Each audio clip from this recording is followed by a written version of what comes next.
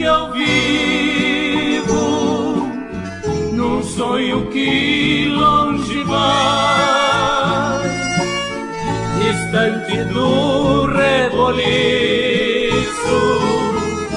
que ecoa nas capitais.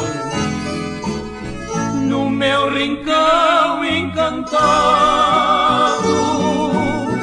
de borboletas azuis, há um cristalino regado na selva plena de luz. Na mata tem mil belezas, igual cor aí não há. Tem aves de cores vivas e cantos de sabiá. Eu prefiro meu sertão, bem agreste esmeraldino, o meu ranchinho de palha, sempre alegre e pequenino.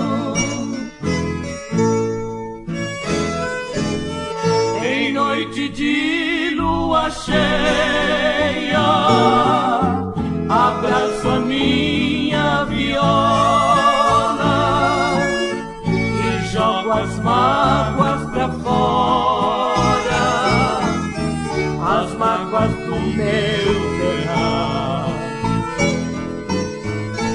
Quando chega a madrugada,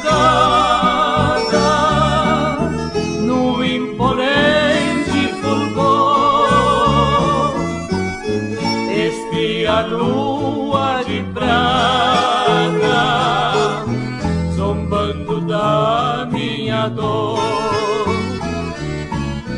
Ela não sabe que às vezes um sonho bom do passado a gente lembra cantando, cantando pra não chorar. É mágoa de gente simples lá no fundo do sertão, é a dor da amarga saudade que me aperta o coração, é a dor da amarga saudade que me aperta o coração.